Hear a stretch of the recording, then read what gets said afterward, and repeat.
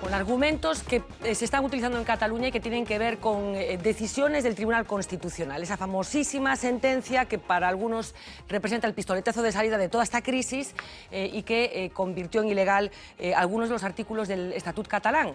Llamativo. Artículos, algunos de ellos, que sí están vigentes y sí fueron aceptados en el caso del Estatuto de Andalucía. Marina Quevegato nos va a ayudar a saber de qué artículos estamos hablando. Adelante, Marina. Pues nada, para Cataluña se han declarado inconstitucionales algunos artículos que siguen vigentes, por ejemplo, en el Estatuto de Andalucía. En el 2007 el PP aprobó los cambios propuestos por el gobierno andaluz sin recurrir ningún punto. Decidimos entonces coger los estatutos y hacer un ejercicio de comparación. Hemos descubierto que 5 de los 14 artículos declarados inconstitucionales existen y están vigentes en los estatutos de Andalucía. Inconstitucional. El Consejo de Justicia de Cataluña está integrado por el presidente del Tribunal Superior de Justicia de Cataluña, que lo preside. Legal y vigente desde el 2007. El Consejo de Justicia de Andalucía está integrado por el presidente o presidenta del Tribunal Superior de Justicia de Andalucía, que lo preside. Ese es un ejemplo, pero lo mismo pasa con el artículo 95, tumbado en el caso catalán, pero considerado legal cuando se habla de Andalucía. Inconstitucional. El presidente del Tribunal Superior de Justicia de Cataluña es nombrado por el Rey, a propuesta del Consejo General del Poder Judicial y con la participación del Consejo de Justicia de Cataluña. Legal y vigente desde el 2007. El presidente o presidenta del Tribunal Superior de Justicia de Andalucía es nombrado por el Rey, a propuesta del Consejo General del Poder Judicial, con la participación del Consejo de Justicia de Andalucía. Lo mismo se repite en los artículos 95.6, en el 101 y en el 146 del Estatut. Los tres protagonizan esta misma paradoja constitucional. Inconstitucional. El Consejo de Justicia de Cataluña convoca los concursos para cubrir plazas vacantes de jueces y magistrados. Constitucional. El Consejo de Justicia de Andalucía convoca los concursos para cubrir plazas vacantes de jueces y magistrados. Inconstitucional. La Generalitat propone al Gobierno del Estado la convocatoria de oposiciones. Constitucional. La Junta de Andalucía propone al Gobierno del Estado la convocatoria de oposiciones.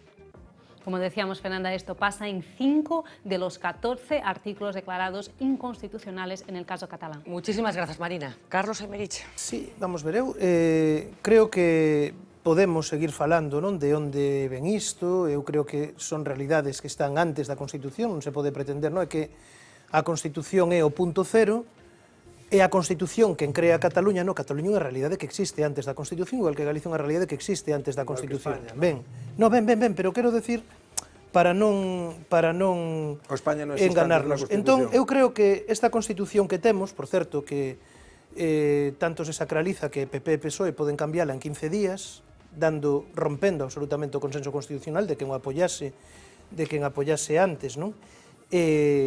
En fin, pois desmentindo tamén todas as súas afirmacións anteriores. Claro, parte dun proceso que se chamou a transición, que tiña, eu creo que dúas cuestións, ou decíase, non? Tratábase de ir, creo que era Fernández de Miranda, da lei á lei. Home, aplicando o que se está dicindo en Cataluña, nunca habería un referéndum para a reforma política, porque era inconstitucional nos termos do que eran as leis fundamentais do franquismo. O que pretenden facer, perdón, escoítame, o que se quere facer en Cataluña coa lei de consultas, que veremos con que argumentos despois se suspende ou se anula, é actuar conforme a legalidade, da lei á lei. Segundo, decíase tamén na transición, trátase de facer legal nas institucións o que é normal na rúa. Pois o que é normal nas rúas de Cataluña trátase de facelo legal. E o que quero decir é que alguén terá que falar. Eu estive nunha manifestación, estive en varias da Diada, pero da que máis me lembro unha manifestación que estive nesas mesmas rúas de Barcelona, e quen as coñeza saberá que hoxe había moitísima xente, porque para encher esas rúas, verdade, Diagonal, Avenida de las Corts Catalanas, había moitísima xente, e foi, no ano 2000, unha manifestación tamén multitudinaria, cando asasinaran, non, a Ernest Lluch. E daquela Jean Manier, unha xornalista, dixo algo que creo que hoxe está vixente. Están facendo no Reino Unido, parece que aquí ninguén ten no goberno español vontade de facer, e díxolle, dirixíndose a Aznar, outro que non manipulaba, vostedes que poden falar, falen. Vostedes que poden dialogar, dialoguen. Non se pode decir que as aspiracións de todo un pobo, do pobo catalán, ou polo menos dunha parte moi importante, e se é maioría ou non, que se vote para sabelo, non teñen saída porque a lei di que non. Hai solucións legais. Se di non se pode facer un referéndum en Cataluña, que problema hai para facer un referéndum no conxunto do Estado? Que problema hai?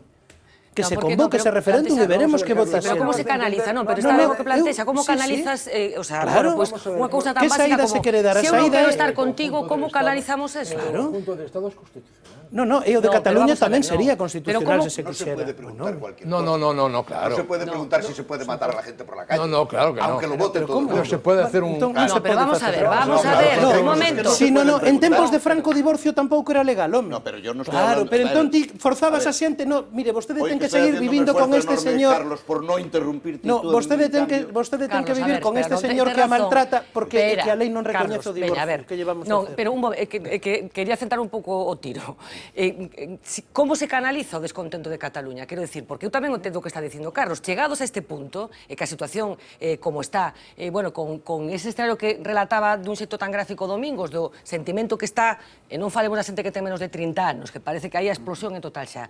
Como se canaliza eso? Como se canaliza? Porque decir que non, porque no, porque la lei Aplicando no... o Código Penal. Claro, como se canaliza? Yo te lo cuento. Vamos a ver, no hay ninguna razón para pensar que la aceptación de el desafío a la convivencia interna de Cataluña y a la ley y a la Constitución es algo que va a permanecer en el tiempo.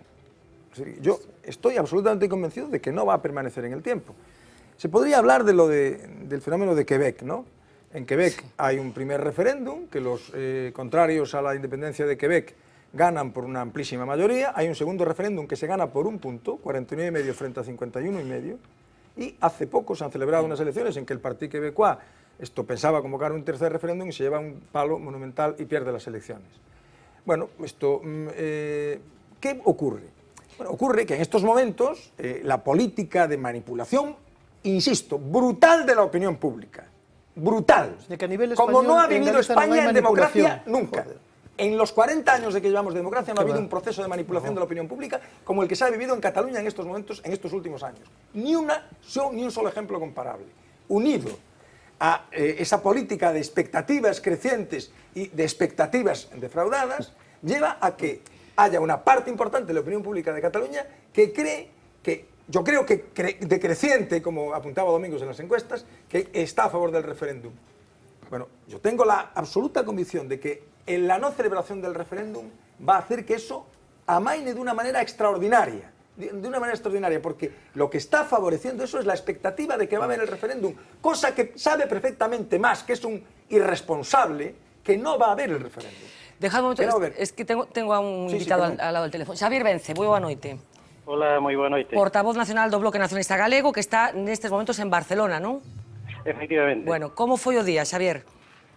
Bueno, pois foi un día espléndido de civismo e de entusiasmo da sociedade catalana e de racionalidade frente ao fanatismo que é o que se expresa nas rúas, que é o que se expresa por parte de todas as institucións catalanas, os concellos cataláns que están apoiando a celebración do referéndum, toda a sociedade catalana, de arriba a baixo, de esquerda a dereita, está, salvo un pequeno sector, está apoiando o dereito a decidir, o dereito a ser consultados, o dereito democrático a que se convoque ese referéndum para que a xente se pronuncie, que é o que se está reivindicando neste momento, un dereito democrático a pronunciarse, non? O que é increíble que haxa xente tan fanática que negue ese dereito ao pronunciamento da ciudadanía a través das urnas. Fala de racionalidade frente ao fanatismo. Quen representa o fanatismo e quen representa a racionalidade?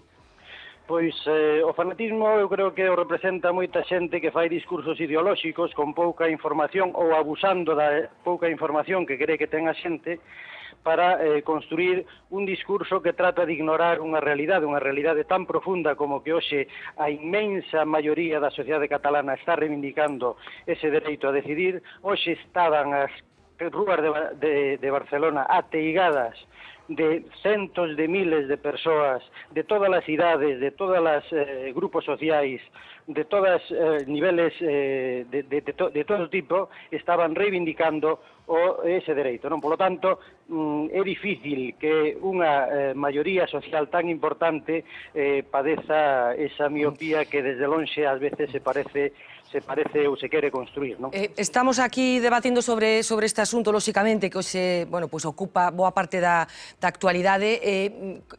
Hai unha tese aquí encima da mesa que ten que ver co proceso de manipulación que están sufrindo os cataláns dende hai un tempo. Lembrábamos incluso esa advertencia deslizada polo Comité de Empresa de TV3 dicindo que efectivamente a dirección de TV3 está obrigando os xornalistas a manter unha determinada línea ideolóxica. Vostede cree que sí que se está producindo un proceso de manipulación para bueno, pues que agrome, digamos, prospere ese sentimento independentista?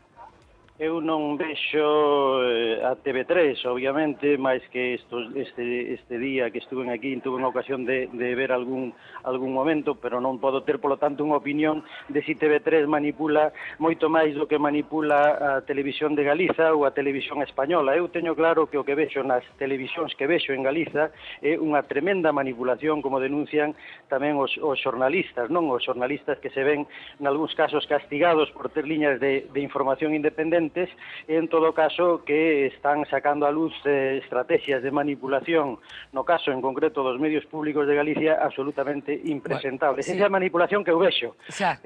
Me imagino que aquí en Cataluña haberá tamén xente que lle gusta máis ou menos a información de TV3. Non teño elementos de xuicio para opinar sobre TV3. Non estou falando de xente, estou falando dos propios traballadores que nas últimas horas están alertando de que se está, bueno, pues, impoñendo unha determinada línea editorial, non lle consta?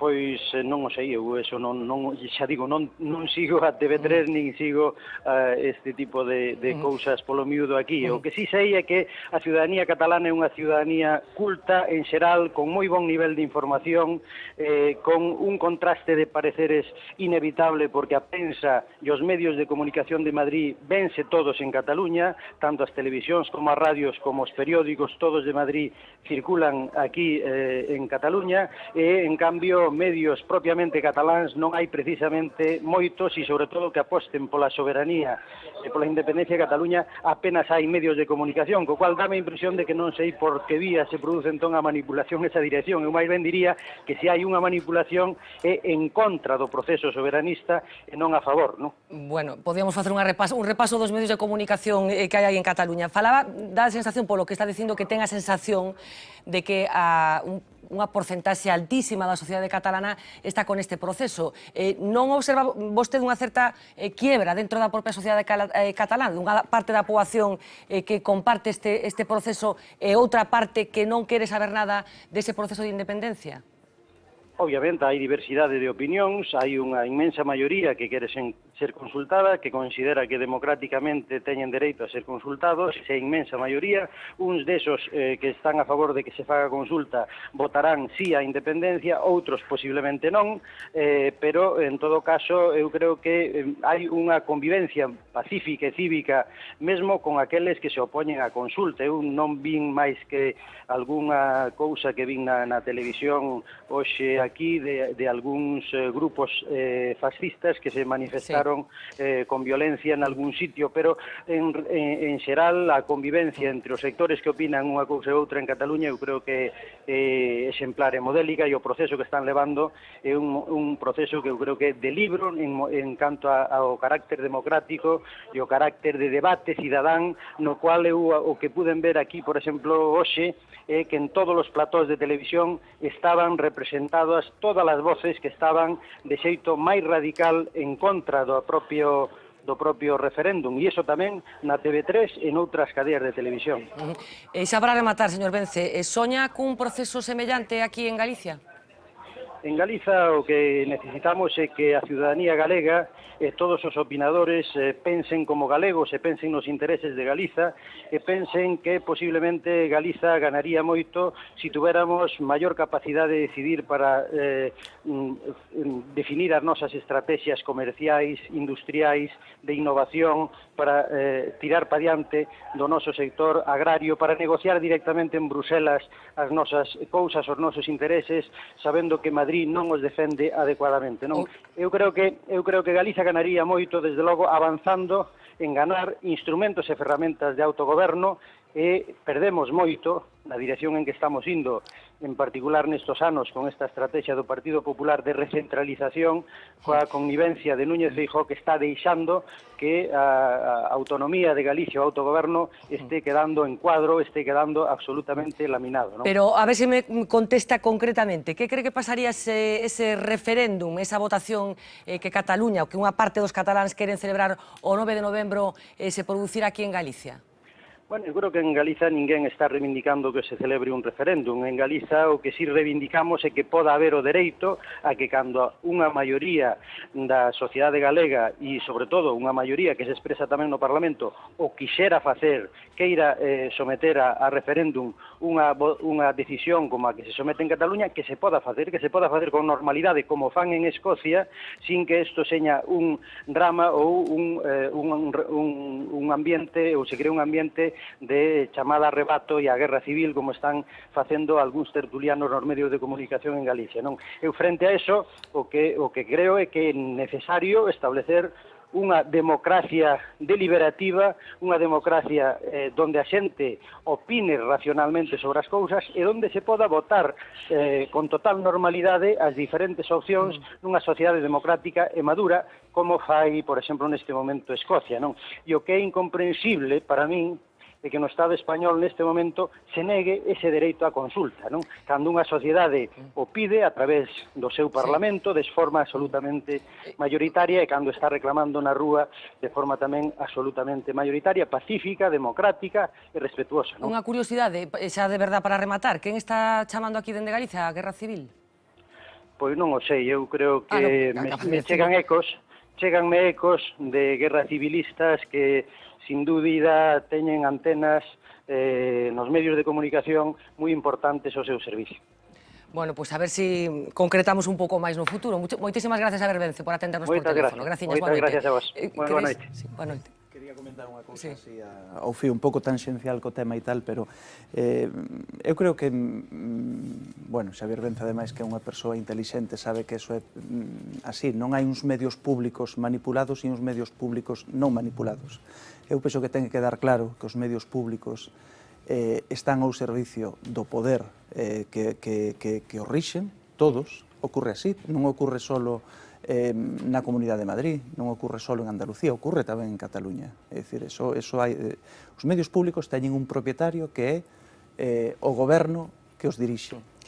Podía ser de outra forma, pero o modelo que hai en España e que hai en todas as comunidades autónomas é así. E cando hai profesionais, por eso, de alguna forma, quería falar tamén, non? Como profesional, cando hai profesionais do xornalismo que traballan dentro e que denuncian unha situación, o mesmo que lle damos certa credibilidade cando ocurre aquí en Galicia, ou mellor con medios públicos que temos aquí a carón e que vemos, bueno, pues que é chamativo porque denota un tipo de prácticas que poden estar ocurrindo. Eu penso que se merece ter a mesma credibilidade cando ocurre en outros sitios, non? A ver, se tuviéramos que falar da presencia do ideario catalán nos medios de comunicación, a televisión española, se collemos ahora mesmo as horas de Junqueras, OMS e más, teñen probablemente máis que ningún político español, máis que ningunha tendencia política española falando de España. É unha auténtica avalancha, non? E, por tanto, non será iso por onde haxa que levar a cuestión.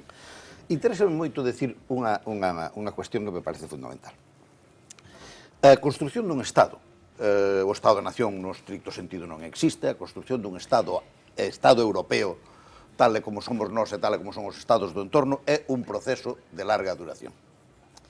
Se todo o mundo tuvese a oportunidade de interrumpir ese proceso cando lle dá a gana unilateralmente e probando as circunstancias nun momento determinadas que poden favorecer oportunísticamente unha decisión en función, por exemplo, de unha desafección política ou non sería posible entender a convivencia mundial.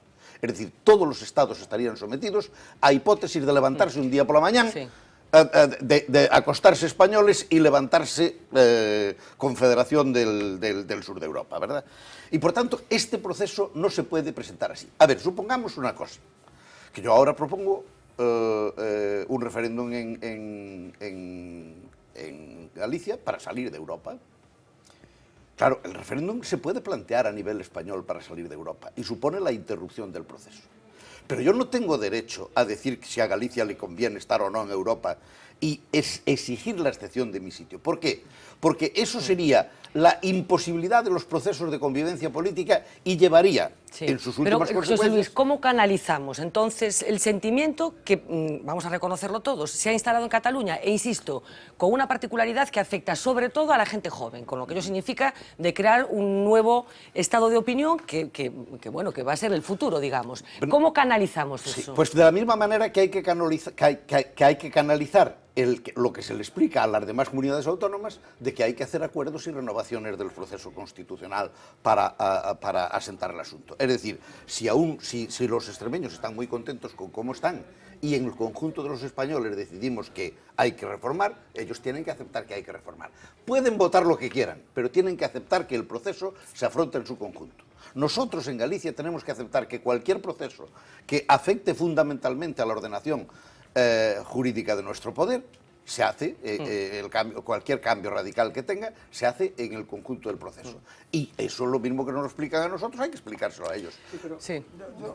A ver, muy brevemente, porque quiero avanzar un poco. Yo quisiera decir que, dado que esto, Xavier ha hecho referencia al hecho de que los que no estamos de acuerdo con él no pensamos como gallegos, yo reconozco esto, a pesar de ser de la Estrada, que yo pienso generalmente como congoleño, es decir, que yo, en realidad, yo no pienso como gallego, sino como congoleño, es decir, soy de la Estrada, llevo 50 y tantos años viviendo aquí, pero yo no pienso como gallego, sino como congoleño, como es bien conocido, es decir, que mi pensamiento congoleño es una cosa bien conocida, ¿no?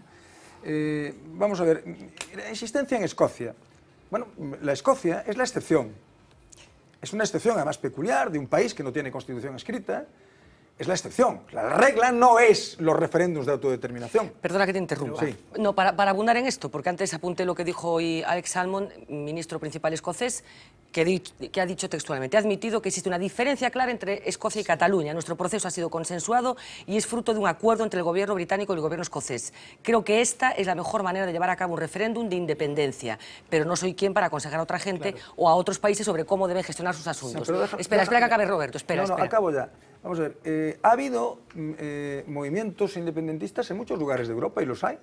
Los hay en Córcega, los hay en el norte de Italia, los hay en Bélgica, repetidas veces, en una comunidad además, los hay en... Y no ha habido referéndums en ningún sitio, ni los va a haber, ni los va a haber.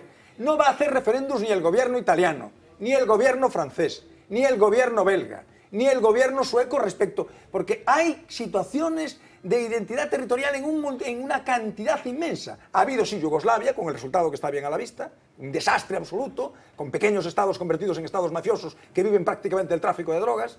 Eso sí lo ha habido. Pero no ha habido nada de eso.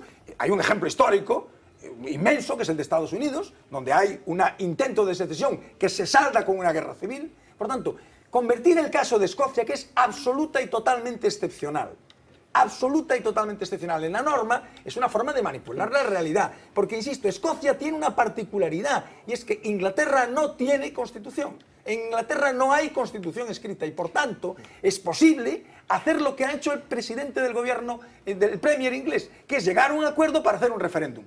Es en cualquier caso, que pronosticamos que va a pasar, que no va a ganar. Yo no lo hubiera hecho jamás. No lo hubiera hecho jamás. Creo que es un error brutal el que ha cometido el premier inglés. Cameron me ha llamado esta tarde y dije también va a ser el último que va a hacer. Hombre, no tengas ninguna duda. A ver, brevemente, Carlos, porque mira qué hora es. Lamentablemente o caso escocés é unha excepción.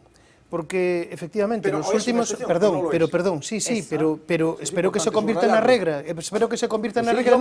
No, son congoleño. Pero escoítame. A ver, Roberto, eu non dixen nada diso. No, pero es muy ofensivo que alguien dice que no piense como él, no piensa como gallego. Pero, a ver, Roberto... Somos gallegos todos, tan gallegos soy yo como el señor Vence. Pero iso non cho nego, comenta yo. Pero comenta yo a él. Hombre, no se lo puedo comentar porque somos vecinos. Y además nos llevamos bien. Pois esta noite ou mañá pola mañá, porque chegas a unhas horas... Axiña, pois yo dis. Carlos. Mira, eu o que quero decir é que o caso escocés é unha excepción e espero que o deixe de ser, xa non como nacionalista, que eu son, senón como demócrata. Por qué? Porque nos últimos, poñamos, 25 anos en Europa, apareceron máis de 20 novos estados, verdade? Lituania, Letonia, Eslovaquia, República Checa, moitos deles agora na Unión Europea. Pero claro, como nacen eses estados? Algúns de forma pacífica, outros a través de guerras, de revolucións. Bueno, pois eu creo que tamén un signo de civilización é que a aparición dun novo estado, porque a xente democráticamente dun territorio así o decide, se faga votando. Entón, eu lín un artigo teu esta semana que decías, no, que o dereito a decidir non se recoñece en ninguna constitución. Bueno, pois lástima, debería recoñecerse... Perdón, bueno, recoñecíase o dereito de autodeterminación na da Unión Soviética, pero claro, cun partido centralizado que aseguraba que non se exercese. Tenemos que avanzar. Pero o único que che quero decir que para min é un signo de civilización. Fue el de Stalin. Buen ejemplo. Y ahora además lo están reconvirtiendo otra vez. Bueno, me dejáis, por favor... O único que digo é que eu prefiro... Un gran demócrata, Stalin. Pero eu non defendo a Stalin. Stalin era o garante de que non se exercese nunca ese dereito, efectivamente, verdade? Pero eu o único que digo é... Ni ese ni ningún outro, porque te mandaban a Siberia. Que sí, totalmente de acordo contigo, Roberto, pero eu o único que che quero decir é que para min é un signo de civilización que estas cousas se fagan votando e, por tanto, o argumento que ti empregache é dicir, bueno, isto xa se pasará, que non voten que isto xa se lles pasará. Bueno, pois, home, como demócrata o argumento non é moi exemplar. Bueno, dejadme que avancemos un pouco, porque vamos a cerrar este bloque con un personaje que se llama Marta Ferrusola, a la que últimamente vemos mucho, y queríamos recopilar algunas de las intervenciones que la mujer de Jordi Pujol ha hecho en torno a lo que es Cataluña y lo que para ella significa. Li volia preguntar a la Marta si veu compromès les pròximes eleccions el seu paper de primera dama. Jo crec que guanyarem. Ara, el que sí que s'ha de fer és treballar. Jo li asseguro que jo estic disposada a treballar perquè això sigui una realitat. No pas per nosaltres, com a família, perquè comporta alguns sacrificis, però pel país es pot fer tot, per Catalunya es pot fer tot. Un president de la Generalitat, que ens mana a tots els catalans, per mi, ha de parlar bé el català i ha de tenir el nom en català. Molesta molt. Molt. No et molesta? O prefereixes que sigui català que no espanyol? Ja està. Bueno, però si ens paguessin igual... No, és el mateix. No és el mateix. No, doncs ja està, ja ho he entès. Hi ha diners que són profitosos i n'hi ha que no ho són. Ah, molt bé. Que ens donguin el que ens toca. Si hi ha dos dones immigrades, primer les atendran amb elles que no posa vostè, perquè elles criden i tu no crides, no? I elles van i diuen, jo aquí no poder esperar-me, jo passar. Ara amb un baix una mesquita, en l'altre una mesquita. Quan ja no en tinguin prou, ens les plantaran on sigui, a Santa Maria del Mar, si cal. És una cosa greu, és greu, eh? Bueno, palabras que ha ido pronunciando en el transcurso del tiempo Marta Ferrusola. Nos queda un último corte de publicidad de 2 minutos. Hoy es 11 de septiembre, como llevamos recordando toda la noche, pero es que el 11 de septiembre de años distintos pasaron otro tipo de cosas. En Chile, por ejemplo, pasó algo un 11 de septiembre y en Nueva York también pasó algo un 11 de septiembre. 2 minutos de publicidad y regresamos enseguida.